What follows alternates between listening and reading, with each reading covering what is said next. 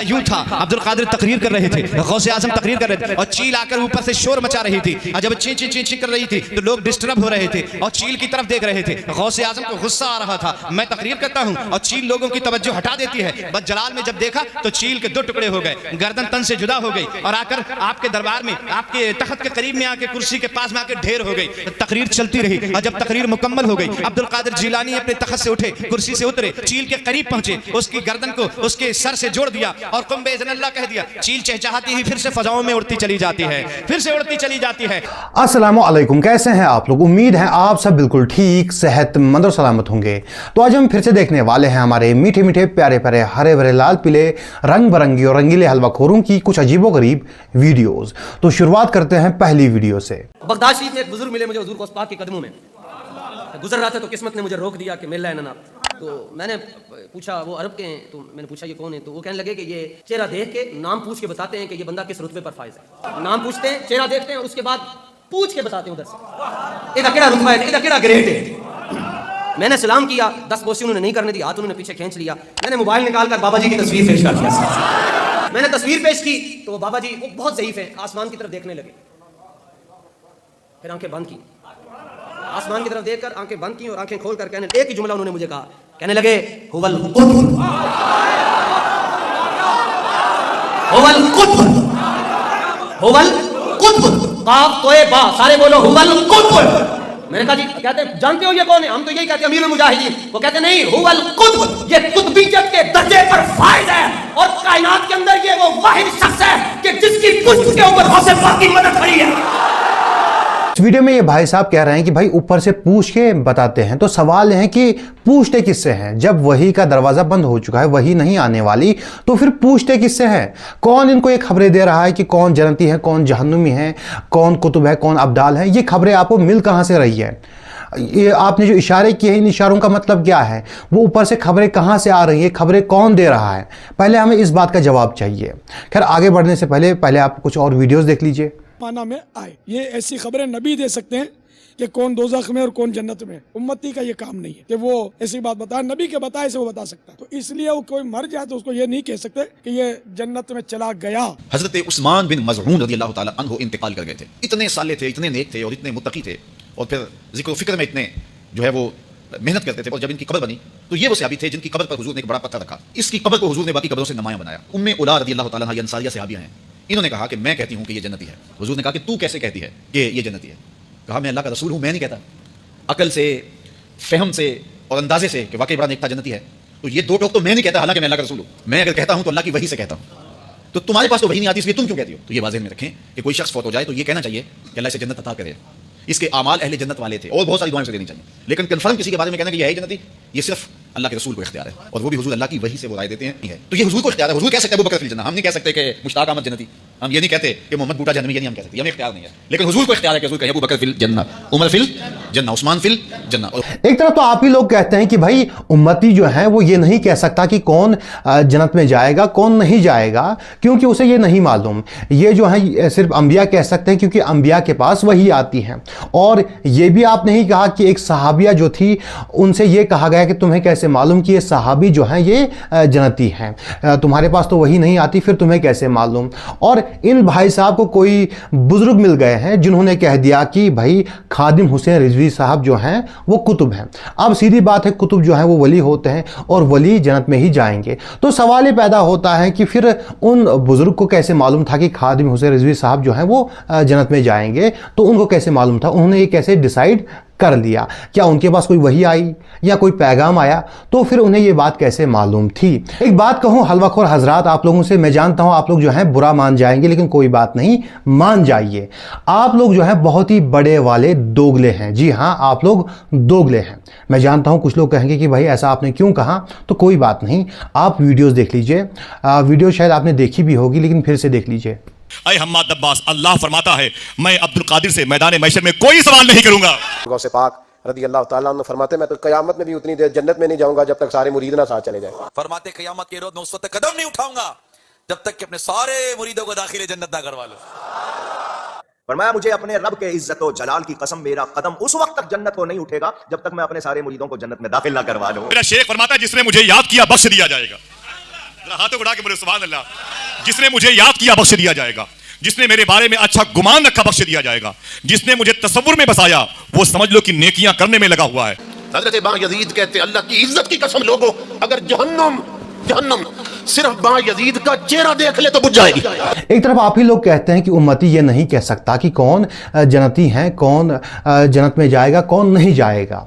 और सहाबिया का भी आपने वाकया सुना है जिसमें एक सहाबिया से कहा जा रहा था कि तुम्हें कैसे मालूम कि ये सहाबी जो हैं जन्नती हैं। और दूसरी तरफ आपके बाबे हैं, वो कहते हैं कि हम तो जन्नत में जाएंगे ही जाएंगे, साथ में अपने मुरीदों को भी ले जाएंगे। तो ये मामला क्या है फिर? क्या ये दोगलापन नहीं है कि जहां सहाबिया से कहा जा रहा है कि तुम्हें कैसे मालूम कि ये सहाबी जन्नत में जाएंगे, और वहीं पर आपके बाबे जो हैं वो कहते हैं कि हम जन्नत में जाएंगे? तो क्या ये दोगलापन नहीं है? आपके बाबाओं के पास ये खबरें आई कहां से? उनको कैसे मालूम कि वो जन्नत में जाएंगे, जबकि वही के दरवाजे बंद हो चुके हैं, वही नहीं आने वाली? तो ये खबरें आ कहां से रही है? यही तक नहीं, आप लोग तो ये भी मानते हैं कि आपके जो पीर हैं, जो आपके पीर होते हैं, वो आपकी निजात करवाएंगे, वो आपको निजात दिलवाएंगे। मुरीद होने का फायदा यह है कि पीर और मुर्शिद क़यामत के दिन मुरीद की दस्तगीरी करता है या करेगा। दस्तगीरी निजात दिलाएगा अपने मुरीद को। कहां निजात दिलाएगा? क़यामत के दिन जहन्नम की आग से पीर मुरीद को निजात दिलाएगा। मैं इतना ही कहूँगा कि कहीं ऐसा ना हो कि आप पूरी ज़िंदगी जो है किसी पीर के तलवे चाटे और उसके मरने के बाद उसकी कब्र चाटे और इस उम्मीद में ज़िंदगी गुजारे कि हश्र के रोज़ जो हैं, क़यामत के रोज़ जो हैं, ये हमारी निजात करवाएंगे। कहीं ऐसा ना हो कि भाई वहाँ पर वो पीर साहब जो हैं खुद फंस जाए। ठीक है, कहीं ऐसा ना हो, क्योंकि हमें नहीं मालूम किसकी निजात होगी, किसकी निजात नहीं होगी, हमें ये बात नहीं मालूम। तो इस बात का ध्यान रखिएगा। खैर, चलते हैं अब अगली वीडियो की तरफ। मुरीद अंडे की तरह है। मुरीद किस तरह है? अंडे की तरह। और पीर कामिल, वो जिसका जिक्र हुआ, पीर कामिल मुर्गी की तरह है। अंडा छीके में, फ्रिज में, टोकरी में 10 साल भी पड़ा रहे तो बोलो अंडा चूजा बनेगा? नहीं बनेगा। लेकिन अगर अंडा 15 दिन मुर्गी के नीचे रहे तो बोलो चूजा बनेगा कि नहीं बनेगा? तो जब तक अंडे को मुर्गी की गर्माहट न मिली उस वक्त तक अंडा चूजा नहीं बन सका। इसी तरह जब तक बंदे को सच्चा पीर नहीं मिलता उस वक्त तक के बंदा कामिल नहीं होता। वाह क्या मिसाल थी, वाह क्या मिसाल थी, बहुत ही अच्छी मिसाल थी। मतलब पीर जो है मुर्गियां हैं, अच्छा पीर अच्छी मुर्गी और गंदा पीर गंदी मुर्गी, और मुरीद जो है वो अंडे हैं, अच्छा मुरीद अच्छा अंडा और गंदा मुरीद गंदा अंडा। बहुत ही अच्छी मिसाल थी। अब इस सब में मुर्गा कौन है वो मुझे नहीं मालूम, उन्होंने बताया नहीं। बहरहाल अगर किसी को बात समझ ना आई हो तो आपको मैं बात समझा देता हूँ मेरे भाइयों। मिसाल, ये इलियास क़ादरी साहब हैं, ये पहले अंडे थे जब ये मुरीद थे, उसके बाद क्योंकि अब ये पीर बन चुके हैं तो अब ये एक मुर्गी है। ठीक है, वो अलग बात है कि पब्लिक इन्हें तोता कहती है, ये खुद को कुत्ता कहते हैं, वो अलग बात है। बहरहाल आजकल जो है ऐसी मशीन्स आ चुकी हैं जिसमें अंडे डाले जाते हैं और उसके बाद उनमें से चूज़े निकल आते हैं। ऐसी टेक्नोलॉजी अब आ चुकी हैं। तो क्योंकि बाकी जो कौमें हैं वो हमारी तरह थोड़ी हैं, वो हर दिन नई नई चीज़ें ईजाद करती हैं, हर दिन नई नई टेक्नोलॉजीज़ ईजाद करते हैं, क्योंकि उनके यहाँ पीर मुरीद नहीं होते। वो अगर कमाते हैं तो उस कमाई को वो लोग टेक्नोलॉजी में लगाते हैं, रिसर्च में लगाते हैं। हमारे वाले जो हैं वो एक काम करते हैं, दिन भर कमाते हैं, उसके बाद वो पैसे जो हैं वो पीरों को चढ़ाते हैं और कब्रों पर पेश करते हैं। तो हमारे यहाँ ऐसा ही होता है। बाकी कौमें मेहनत करती हैं, ठीक है, बाकी कौमें मेहनत करती हैं और अल्लाह उनको उस मेहनत का फल देता है, क्योंकि अल्लाह जो है मेहनत का फल देता है, चाहे आप मुस्लिम हो या गैर मुस्लिम हो। लेकिन हमारी कौम जो है वो क्या करती है, उनका भरोसा पीरों पर है।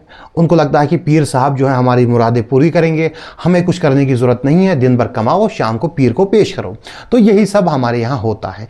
सोचो कि अगर यही लोग जो हैं अपने इन मुरीदों को टेक्नोलॉजी के बारे में कहते और बाकी जो चीज़ें ईजाद करने के बारे में कहते, हमारी कौम जो है कितनी आगे बढ़ चुकी होती, लेकिन ऐसा नहीं होता। बाकी कौमें टेक्नोलॉजीज ईजाद करती हैं और फिर उन्हें हमें ही बेचती हैं और फिर हमसे ही पैसा लेते हैं और फिर वो हमारे खिलाफ ही इस्तेमाल करते हैं।